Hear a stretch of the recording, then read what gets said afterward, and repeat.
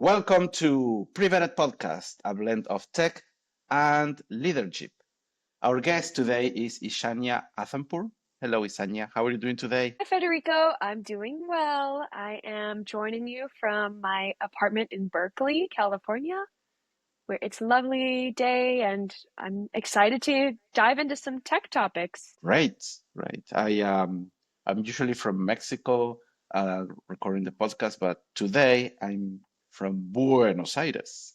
I uh, I show you the view is beautiful. We have the view to the Congress, so it's interesting. The This is where a lot of people come to protest. So, it used to be very noisy, but today is very quiet. Everybody's out. You know. It's a calm day in Argentina today. Yes, yes. So there's been a lot of Argentina has been through multiple crises throughout the years, so it's been very interesting. But today it's a good day. Yeah. So I wanted to ask you a little bit about, you studied ecology at Princeton, right? How how did you switch from that to working in tech? That's a really good question. And, the honest answer is I didn't intentionally switch from moving from a scientific field to more tech. It just sort of happens over the course of your career, right? You sort of follow the opportunities as they come. But my current job is in healthcare tech. And so I do feel like I use a lot of my biology learnings and degree. I'm still able to bring that to the this tech startup. And I like to say like ecology is nature. Nature is everywhere, whether you're in high tech or you're in investment banking or you're in straight up science research or if you're in the arts.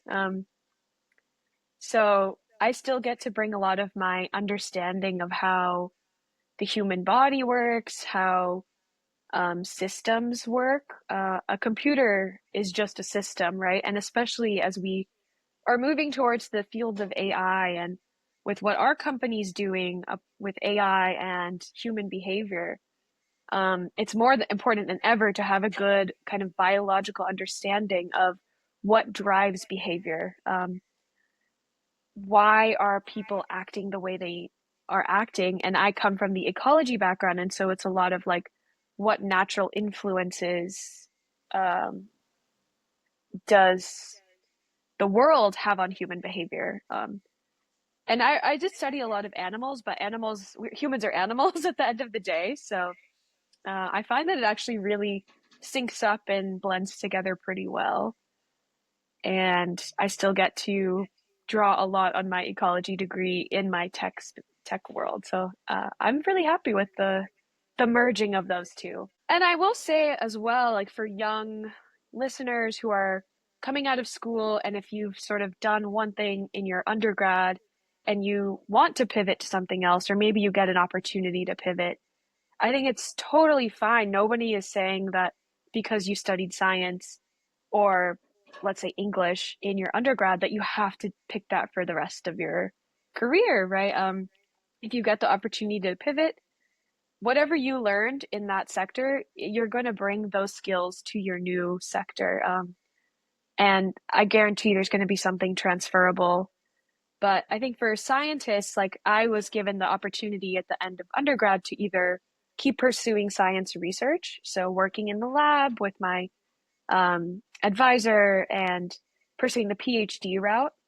And I just kind of took an assessment of myself and I was like, I love learning, but I wanted to be in a more fast paced environment. So I wanted to switch to industry rather than staying in the research route. Right, right. Very interesting. So yeah, I agree with you that at the end of the day we're animals, right?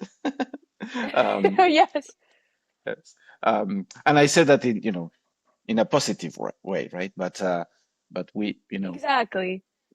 I used to believe like, well, we're an evolved species, but then we end up having the same behavioral patterns as animals, right? So, you know, um, so Yeah, I it's think we find that. oh, go ahead. Yes. Oh, sorry, Federico. I was gonna say, I feel you're so right. We are evolved, but we still have the same drivers, right? We want security, we want food, we want love, we want, those are kind of the main things. Right. And that doesn't change whether we're a mouse or a human being living in an apartment in a city.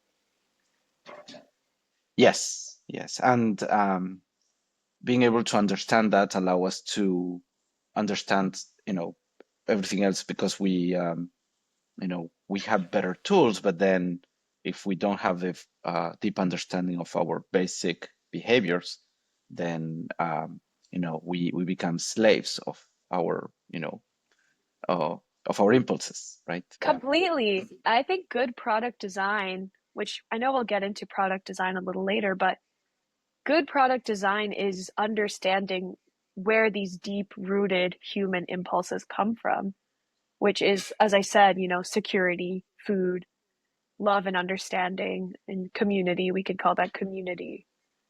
But yeah, those are the main drivers of why people get hooked onto products. It comes to satisfy one of those buckets of just very core instinctual needs. And Right. And I was reading a book about we're talking about uh, gratification and instant gratification and meaning, right? So if you're doing something that mm, gives you instant gratification, uh, and it has meaning, it's like adding salt to the food, it enhances the flavors, right? Um, or spice, um, oh yeah, yeah, yeah, yeah. So I like the the spice analogy because I love spicy food, but yes, yes, I realized, I should mention spice because salt would not have that, you know, would not resonate with you, right? Uh, yeah, yeah, yeah. I I'm from Argentina, and as I mentioned, and I moved to Mexico many years ago, and I used to think that, we were talking about spice. I used to think that spice is like a single dimensional, or it's hot or it's not hot, right? um, mm, and I knew just one spice, and that was it, right? And then in Mexico and in India as well, right? They have so many variants of spices, right? And this is something for the audience, that probably don't know that, it it gets hot on different parts of the body, some on the lip, some on the nose, some on the throat, right? Some on the stomach, right? Uh, and they have a delay, right? So you eat, you don't realize, and then the spice kills you. It's like, oh, it's too much. and it's you have to build that balance in the relationship with spices, I would say, and understand like what your own limits are, what other people's limits are, and similar to I think what you were talking about with the instant gratification and the meaning. Like everyone's meaning is going to be slightly different um, because we are humans, right? We are so complex. We have tons of emotions and behaviors that will add a different meaning to add a different spice, we could say, to everyone's instant gratification. But I think good products are able to see instant gratification is easier to capture, and they're able to take that, incorporate it into their product, and then allow the users to add their own meaning to it. So it's kind of like providing a base dish and then giving people little spices and saying you can create your own. We want you to derive meaning however you derive meaning from this product, but our product will satisfy this basic need. Right, right. The meaning is this mountain, right? In the top of the mountain, you have something that has a personal significance for each of us, right? And we're climbing this mountain, right? Exactly. That's kind of the definition of happiness, right? The climbing of the mountain, right? Once you reach it, we urge for another mountain to climb, right? It is the climbing, it's not the Exactly. reaching, right? So the meaning, it's what I'm doing is helping me towards getting towards the top of that mountain, right? Um, or at least that's how I think about meaning, right? and the Yeah, exactly. and as you're saying, we can use social networks, right? They give you a lot of instant gratification, but usually without meaning, right? Because it's like, why am I wasting my time scrolling endlessly, right? Because the product is designed to do that, right? Like to keep us entertained. But then when we add meaning to the product, and we provide instant gratification, right? Then the experience for the users is amazing, right? And they love the products that we built. Yeah, exactly. I think social media is a very interesting one because, like you said, it is all about instant gratification. And then where meaning comes in is, a teenager, for example, might be using it as an escape, or they could be using it um, because they want a sense of community online that they don't have in the real world. Um, and we see the same across like the elderly as well. So I work in elder care now. But I think it's everyone has that instant gratification urge, but the meaning they assign to what happens when you scroll to the next thing is very different. And then for some people, it's like satisfies that loneliness factor.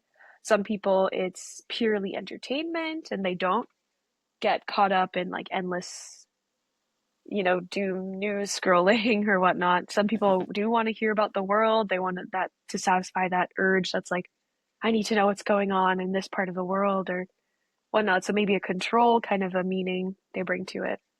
So it is pretty fascinating. And I do feel like they are designed to sort of keep you hooked in to scrolling endlessly, though, which probably is for the product's benefit.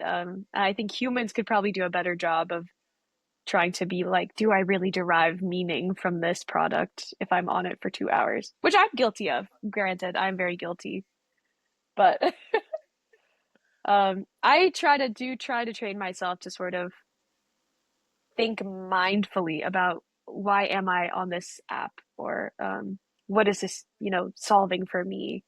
And is that important goal to be solving right now? So that helps me kind of regulate my social media usage. Yes, yes. I mean, we don't want social media to of take more than we're willing to put into it, right? If we don't Exactly, want yeah. social media to control us, right? Yeah. Um, Yes. and the reason I keep going back to meaning is, and we can talk a little bit about Zempley. I hope I'm pronouncing it correctly, um, Yeah. because it has a significant, an important meaning, right? You're you're solving problems for caregivers, right? So can you tell us a little bit about what the product does? Sure. So Zemplee, you got it right, Federico. Zemplee, it's a security system for elders living in their homes or living in a facility. Really, we can adapt to any residence, but it's some kind of security system that we provide that allows a remote caregiver or virtual caregiver to have insight into what's going on with that person's behaviors in their residence. And that's the high level overview. So, what we actually Right. do is provide these sensors that go in the house that don't have any cameras and aren't dependent on wearables. Like they're not like a watch or a life pendant pen. They're passive sensors that just get placed in your house that are kind of like a security system grade sensors that we've repurposed for this product. And we basically detect behavior patterns through the house with no cameras. So we'll just see that someone is moving around at their normal activity level. They're performing activities of daily living, which is dining, toileting, and sleeping. So those are really important in the healthcare world, especially in terms of senior care or aging care. We want to make sure people are continuously doing these activities of daily living. And then because we are collecting this data, we're able to establish sort of your daily blueprint. Like, what does this person do on the regular day? How do they live their life? And once we see any anomalies or detect any deviations from that, like a missed bathroom event or several missed bathroom events, we will send an alert to the virtual caregiver or the remote caregiver. And that ends up being either nurses who are monitoring from afar, or it could even be the family members who are just not living with their aging loved one. They might live a town away, they might live a country away, right? And so this is really meant to solve that problem of how can I, as a remote caregiver, have some kind of insight into the patterns and behaviors of my aging loved one. Very interesting. So you see without seeing, and you Yes. monitor without intruding. Yes, I think that's one of the designs because we really value the dignity of the aging population.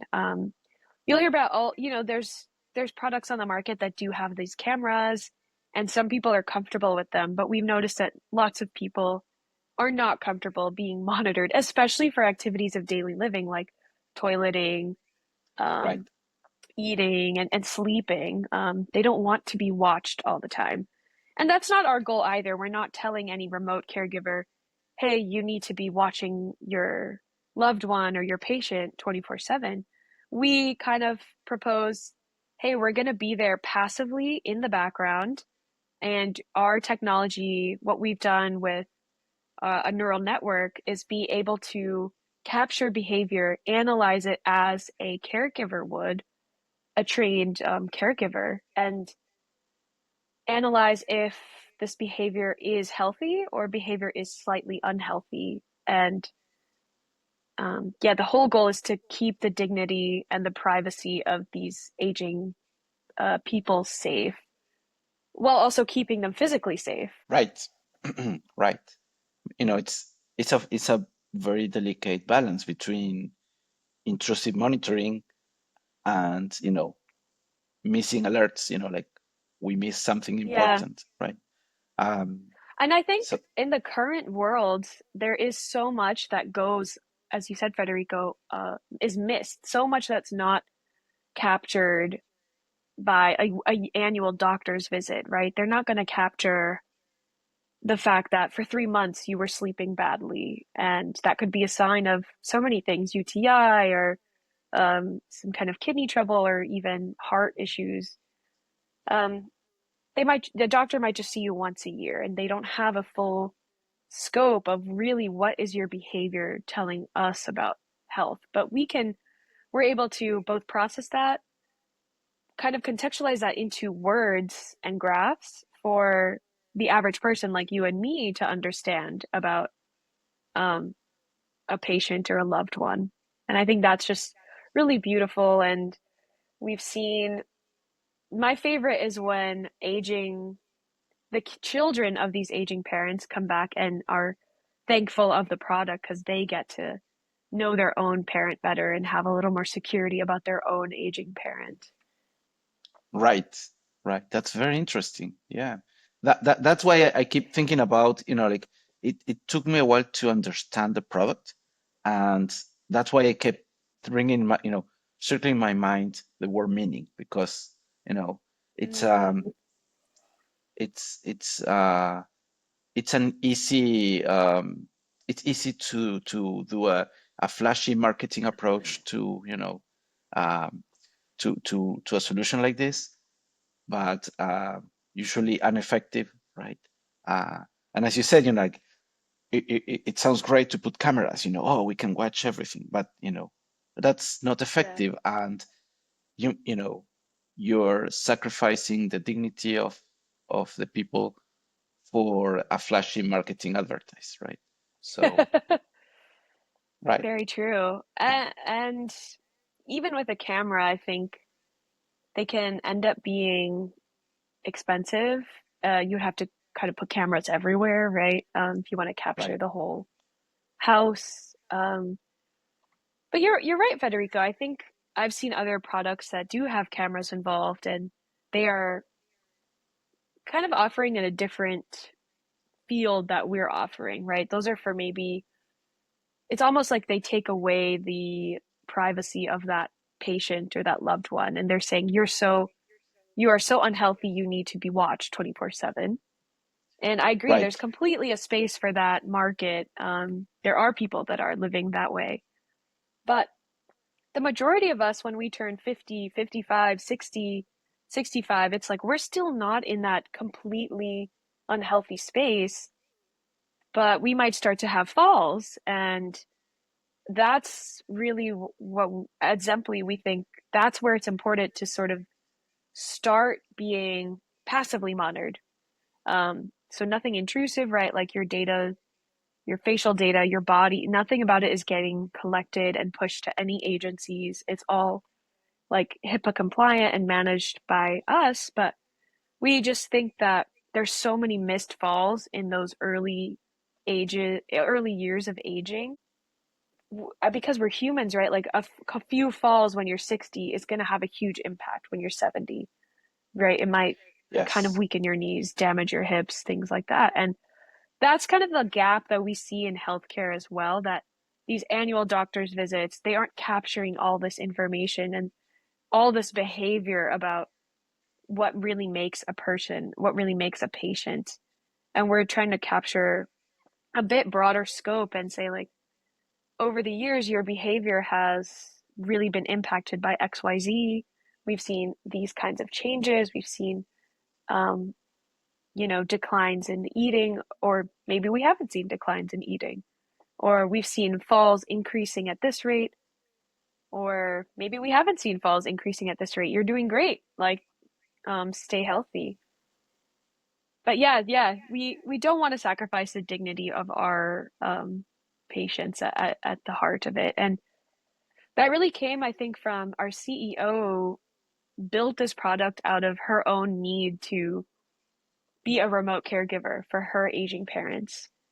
And so, because it was built by, and her partner, the same, her engineering partner, who is my boss, they both had parents aging away from where they were living. And I think this product came from that real life personal need of I want to take care of my parents, but I don't want to spy on them. Like I don't want to watch them go to the bathroom and I don't need to do that. I just need to make sure they're okay day to day, that they're doing a couple basic activities and then, if they do fall and they're alone, I don't want them to be found by someone else. I want to be the one to find them and call in and say, "Hey, you haven't been moving for 60 minutes and it's unusual based on your patterns. Like, is everything okay?" Right. Right. Yes, it gives you peace of mind, especially now that we are remote. We're traveling around the world. We want to be there, go out, do stuff, and then having the peace of mind that our family is being taken care of. Right. Exactly. I think peace of mind is a great phrase. We use that a lot in our internal talks. We use that a lot in our marketing, but that sort of peace of mind is invaluable, right? We all care so much about our families. Maybe that's one of those basic human biological needs for protecting your community.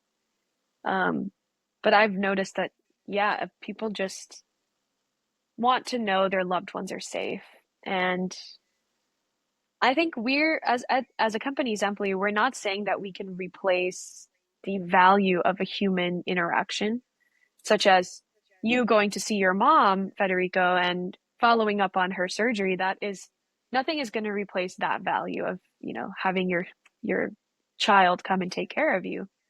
But like you said, in the increasingly busy world, increasingly remote or more technologically connected, so you have to fly or you have the ability to be remote. this kind of system is going to provide a basic level of security so that you can feel free to go do your stuff, live your life, but know that there's something keeping an eye out for your family. And the other aspect is we know it's very expensive, at least in America, and increasingly so in other countries. England is pretty on par with America. It's very expensive to hire a full-time caregiver to come in every day and check on your aging parent or check on a patient. Even for like senior living facilities or home care facilities, like hiring caregivers to come do these basic checks is pretty expensive. And we think having something like Zempley technology take care of the basic, okay, have they eaten? Have they used the restroom today? Have they gotten out of bed? Have they walked around? Are they sleeping enough hours? Are they hydrating? Those are things we can detect and tell. Having the technology do that leaves a lot of time for the caregiver to have a further conversation, just like you at this podcast, right? You want to actually have that hour to talk about how's that patient doing, or just talk about life and social stuff for that patient, for that loved one. You don't want to spend so much time just getting through the basics, like how's your digestion, blah, blah, blah, blah, blah, right? You want to have a deeper conversation. And we think that's what humans are good at, having these deeper, meaningful conversations. And that technology is good at collecting and analyzing data. And so that's our value proposition. Right. And you don't want to continuously talk about, have you drink water, have you go to the bathroom regularly, right? What you want is, to have the peace of mind that that's being monitored and you're going to get an alert, right? When those situations happen, and then you can deal with it, right? That way you can focus on Exactly. on much more fulfilling conversations. So Completely. Yeah. so I mean, what has been the most interesting story that you learned from the passive monitoring that help people? yeah, one really interesting story is from our clients in Kansas, where the children of so our client in Kansas is a home care agency. So Right. we're employed by them, but the nurses at the care agency get to have meaningful conversations with the patients every day or every other day. And so they built these relationships with not only the patient, but with their family members that come visit, with the other nurses taking care of them. And that's all managed through our Alexa integration as well. So the Alexa kind of ties in that communication aspect between the remote caregiver and the patient or the loved one.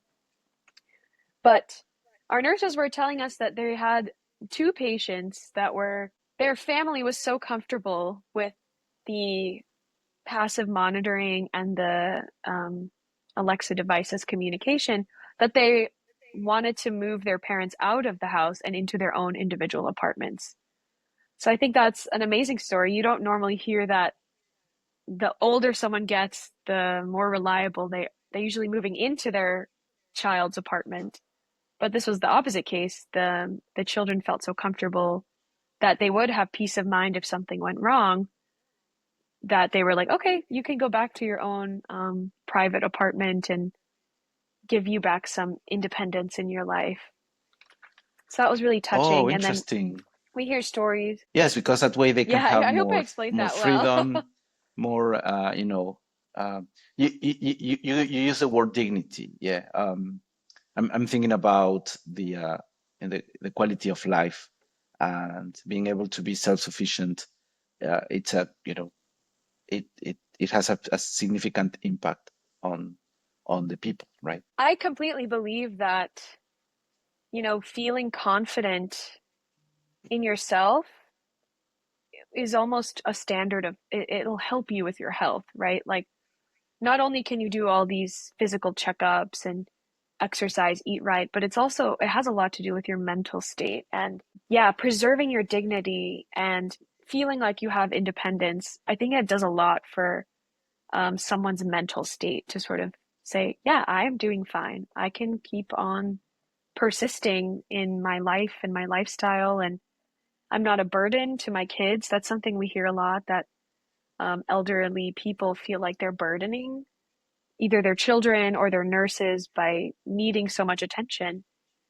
And I think our product really helped at least a few people get rid of that feeling, being able to say, I am independent, I can have my own apartment, and I'm not going to be a burden because someone doesn't have to check on me every day. They only check on me when something's wrong, and um, it's Right. all done through the system. So yeah, it was so nice. I mean, we hear lots of stories like this in different fashions, either from the children of these parents or from the nurses that are watching the patients, saying they can manage a lot more patients more securely because they're not having to do this check-in with every single person. How many times did you drink water? How many times did you use a bathroom?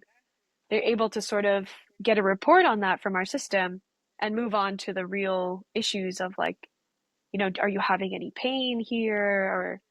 Or do you have any chest pains? Or how's your kidney function going? So we hear that from the nurses, that it's very positively impacting their workflow and their efficiencies. And, um, in America, we know nurses are so overworked. They have, they see like sometimes 100 patients a day. And so this really helps them be able to avoid the routine of a check-in. We do the check-in for them basically, and then they can focus on Right. some real issues. But yeah, and then for the seniors themselves, for the aging and the loved, the aging ones, the loved ones, we call them. Um, you're right. It provides them such a sense of independence and kind of the ability, like, I'm taking care of myself. We see that a lot too. Like, we've gone into some populations that are in middle America, so not the healthiest. Um, Lots of people that are not accustomed to getting up and moving, I would say. It's just they're retired, they're getting older, so just a generally unhealthy population. And even having something there to remind you of your health and your well-being, I think we've seen that spur people into actually just having a healthier mindset. Whether it's the fact that they feel like they can remain independent, or it's the fact that they've got nurses to check up on them, and so they want to be healthier so that they can have a good conversation with the nurse, not scare their kids and not scare these nurses. So we've seen that have sort of a mental shift on the aging population to take a little bit better care of themselves too. Obviously, it's a very individual choice. Not everyone is going to want to be very healthy, and we're here for those people too. We're here to catch them when they fall or when they have increasing diabetes, increasing blood pressure. Um, I think but that the yeah, best approach for that is an invitation, a recurring invitation. We invite you to be more active. We invite you yes. to go and do this, right? But I think the issue, Oh, that's beautiful. the limit is when you become a scolding, like, oh, you're not doing this, you're not doing that. Um, so, so yeah. But when you do it as an invitation, eventually it can come through or not, right? But at least it doesn't, you're giving them the option. It doesn't depend on you, right? Uh, yeah, Yes. yeah. I think I love that phrase. We invite you to take a walk today, something like that. I will definitely incorporate that Yes. into my product design. But something we've noticed too is, like, kind of what I was saying before, that the way our systems work now is you go to the doctor once a year and you have to provide the information. And even me at, 30 years of age, I'm not remembering, oh, this all happened to me within a year. And I don't have any specific data or plot points to reference, right? I'm just going off of my own anecdotes. So what we've noticed is also really helpful for healthcare setting is that our nurses now have some data points to reference with people and kind of create a better conversation, saying like, "Oh, I noticed you did not use the bathroom yesterday," instead of, and they can actually see that data point, right? Like no bathroom usage. And Right. rather than, when the residents, sometimes patients will be like, "Oh, no, I did. I'm fine." We hear that a lot too, right? "I'm fine. I'm not getting that old. I can still do this. I'm still taking care of myself." But our nurses are able to come back and say, "No, I saw that you did not, um, use a bathroom. Maybe it's been 3 days." And they say, "No, I see the data," and it's very calm because there's no emotions behind it, right? It's pure data. It's like, "Yeah, I see that you didn't do it. Let's talk about why not. Let's not have this discussion of did you not, blah blah blah blah blah." And so I think Right. that, like, It doesn't the become data just a helps them get she said, or he said. It's more of a, I have exactly. the evidence, so, let's talk about moving forward, like rather than discussing whether it happened or not, we can talk more about, where next steps, what we're going to do next. Exactly. Like, how are we going to move forward? And it kind of it takes away some of the shame too, right? Like, um, I think uh, seniors and aging loved ones, they have a little bit of shame. I mean, I even have shame about certain missed activities of daily living. But if we are able to sort of say, "No, this is what the data is saying, and there's no judgment. Let's move forward." I love the idea of spinning the conversation that way instead of focusing on the she said, he said, and um, kind of the judgment that can come with that. Right. Right. And what you were saying before, I don't want to be a burden, now I'm getting scolded. Now, the all that struggle, right? And that eventually reduces the quality of life, right? Because now you're talking about, you're fighting with your nurse all the time about these type of things, right? Rather than just Yeah, enjoying your life, exactly. right? Yeah. Yeah, exactly. Exactly. Yeah, at every stage of life, you deserve to enjoy it. I think that's my belief, and that's people in our company's beliefs as well. So even if you're on a catheter and you have a full-time caregiver, you should still be enjoying your life as much as possible. Yes, I agree. I was reading about this concept of, it's not as important how many years you live, but how many years with a good quality of life you live, right? Because Mm. then you can enjoy the world, right? You can, if you are in pain, if you are, in a bed, if you are suffering, then that extended life, that's a bad experience, right? So it's extending the suffering, right? Um, but Yeah. if you have a good quality of life where you can do stuff, be independent, and then that's a much better, better use of your life, basically, right? Exactly. And to your point, Federico, like it's a better use of your life, but also mentally you'll feel better about yourself and your position in Yes, life. And you're happier because you can be independent, you yeah. can do your own stuff, right? Yes. Have you thought about how, it sounds silly the question, but how would you like to go? You know? How would I? Yes, I have thought about it. I think everyone wants peacefully, right? Like peacefully with my loved ones nearby, or peacefully alone in the middle of a forest. Something like that. That's an amazing, that's an amazing way to go. Yeah. The Japanese, they they have forests where there a lot of people go there to die. They literally go there Oh, to die. wow. Yeah.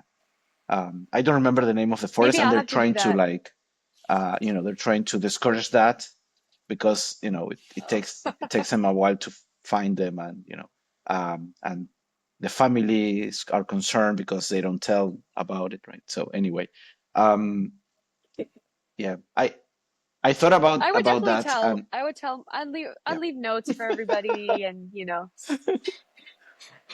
yes, yes, because that way it's like, don't worry about it. I'm going to, I'm going to be happy, yeah. Yes, yes. So I thought about it, and my thinking is, I want to go on a blazing adventure. That's how I want to go, I love that. right? Because I mean, if you are, again, probably at the older we get, the less we want to do stuff, right? So I don't know, but my thinking is, I'd rather be living an adventure, like we're crossing the world in a boat, and then the boat sinks and we die. Yes. That would be an amazing way to go. Or any adventure, then I will be happy with that, right? That's awesome. That means you've got to keep doing adventurous stuff. Yes, yes, yes, yes. I I think that adventures are a way to keep life interesting, right? Um, and yeah, I do a lot of adventures. I drive motorcycles. I camp. I I camp next to a volcano in the middle of the forest, on the beach. Many places. And I Wow. love it. Yeah. And it's you go to those You have the, places. what do they call it? Adrenaline. Adrenaline junkie, maybe a little bit, yeah. Yes. A risk taker for sure. Yeah, I mean, I have I have mixed feelings with adrenaline junkie, because that's more of a, and it feels more like an addict, right? Um, but I do seek risky adventures for sure. Yeah. I think it's important though. You got to, it keeps you, that's one thing that keeps you young for sure is living life to the max. Yes, yes. And the thing is, when you decide to voluntarily, you make the decision for voluntary discomfort, that is when you grow, right? I mean, it can be on adventures where you get physically tired, and then you come back to your house and your apartment, and you have hot water, and you have refugee, and you kind of appreciate again all the comforts that you have in your house, right? uh, because Yeah. you were cold, or you didn't have hot water, or all those discomforts. At least for me, it helps me to appreciate when I come back home, right? Um, Plus, now you have an amazing adventure to tell about, right? Uh, so so there's that as well. True. Yeah, yeah, I yeah. think I completely agree with you that you know, changing your perspective is so important to growth. And what else, growth is like my number one goal in life. Wherever I am, I want to keep pushing myself to grow. Um, and there's so many areas in which to grow, right? It could be physical, it could be mental, it could be confidence, it could be your skill set. Like I'm definitely very growth oriented, and I agree. Perspective switching, putting yourself in one situation and then bringing yourself back, and then doing it again and again. That is probably the key to growth in any sort of way. Which is why, like, I have done a lot in my own career of switching around and jumping around and pursuing different interests at different times and trying to find different ways to grow. I think that's really important for everybody to realize like life is very fluid and flexible. And if you can push yourself to grow into something, you will be all the better for it. Don't stay in one place for too long, right? Don't stay in one mindset for too long either. Right, right. And as we were talking at the beginning of this conversation, that making a huge switch career, changing industries, that's a big risk that you know uh, it. it's worthwhile to take it. It's not easy because there's a lot of effort that you need to put into that, right? Um, but it's rewarding, right? Regardless of the outcome. But again, if you put the effort in it, eventually it's going to bring you success, right? Yeah, I think a lot of people that I ended up, my peers, I'll say, many of them, while some of them are growth minded, some of them are also, they kind of stay in one lane. They've done something in college and they're going to do it afterwards, and they go get a PhD in it, and they're going to just do that for the rest of their life. I think if it works for you, that's great, but I think you're sort of missing out on something if you don't push yourself to explore a different path or do something that you wouldn't normally do. So, like, I was a teacher for a year after college. I was a math and science teacher for middle school children, which, if you've ever worked with kids or have kids, it is a very crazy time in someone's life when they're 13, 12, and 10. But it was amazing. Like, yeah, I learned so much that I had no idea I was going to learn from being a teacher that only helped me in my next job, and it makes me a very individual candidate as a product leader because I'm good at educating, I'm good at organizing, I'm good at leading teams and um, understanding like how to create a lesson or create a guide or create a feature that will speak to a bunch of different people at once. And I will say that most people did not tell me to take this fellowship for a year and teach, right? Most people were like, go straight to the industry. Um, just do your thing. Like, don't take the time to explore something else. And people might still say that to me today, like, oh, what did you do for that year? Or now that I'm been with my startup for a while, I'm looking to move to the next phase, which is I think is going to be grad school. But they will say, oh, just keep doing what you're doing, keep doing product management. But Right. like you, Federico, I'm very growth oriented and I love to change my perspective. And I have the confidence that, whatever skills I've developed in my previous role, I will just bring those to my new field and apply them however they need to be applied.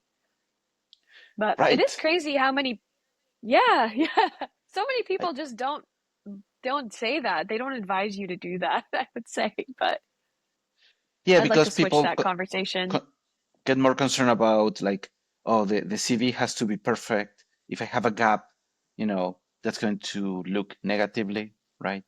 But it Yeah. actually helps you bring a different experience, different perspective to the role. I would say almost any experience is valuable. Even if the gap is I needed to take a year off to help take care of my family or, move back to this place and do XYZ for XYZ reasons. Any experience is valuable. You are learning all through that experience. And if you're able to just take that and realize how you can bring those learnings to the next stage in your life and you're able to speak on it, I think you'll be fine. You'll go very far. And no one's really going to question, like, oh, why did you do that for 2 years? And now, like you said, you'll have a great story to tell. Like, I have so many stories from being a teacher that are probably the funniest moments of my life I experienced working with kids. And What is one of the? I mean, we're kind of running a little bit over time, but what is one short story you can share us about oh, teaching? sure. Well, so one day, um, there was a teacher was absent, so I had to sub for a class, and their normal lesson plan was going through something American history, something, something. I was like, oh, okay, I have the chance to lead. I'm gonna take this time to sort of explain something important to me and important to these kids. And so instead of doing the exact lesson plan, I took the time to sort of talk about queerness and the LGBTQ community and in America and like what that looks like. And just some do's and don'ts and open floor questions for people. And these are like public school kids and they're teenagers, so they're obviously like there's some uncomfortability, but I knew it was important to kind of say that out loud and make sure everyone felt that it was okay. And then Right. afterwards, I had like for the next like 2 months, I had kids coming up to me saying like, "Oh, Miss Anthapur, thank you so much for just doing that." Like, and then some kids, came out. Some kids just kind of expressed their personal stories, and I thought it was just so valuable. And it wasn't really funny, but a lot of them were they thought I was really cool after that, basically, and so they would like include me in their little like gossip sessions and include me in their jokes because they thought I was very young and modern, I suppose. But Nice. that was one of my favorite moments. Very interesting. And you mentioned that it helps you become a better product manager, right? Oh, totally. I think learning how to educate people is half of product management, right? Because you're educating your engineering team on what the customer wants. You're educating the customers on what the engineering team has designed. And so if you're able to develop quote unquote lesson plans that will go to both sets of people, and you're able to sort of tailor those lesson plans depending on who's the recipient, which is something teaching really tells you how to do. You're Right. teaching to either the kid who has ADHD and can only retain like 5 sentences at a time, or you're teaching towards someone who's dyslexic and like can't doesn't really understand words but might understand pictures and graphs a lot better. So I brought that into my product design experience, and so I'm great at being that liaison between engineering and then customers, and that's pretty much have most of what a product manager will be doing. So Interesting. Interesting. Yeah. The if you can simplify an explanation so that a kid can understand it, that means you fully understand the topic, right? Um, yeah. exactly. A kid and also any kid, like every human being learns so differently. So I think I've learned Right. to sort of, I have words, I have graphs, I have video, just different streams of education is really important, I think. Right. Right. Very interesting. So I have one last question for you. We're a little bit over time, so I don't want to take much more of your time, but I'm sh- I'm sure this happens with all your podcasts, Federico. I'm sure you go overtime with everybody. it's it's a yeah, it's a struggle for sure because we have such great conversations and then we run out of time, and I want to be respectful of people's time, so yeah, it's a struggle. But a good one. It's a good problem, I think. Yeah.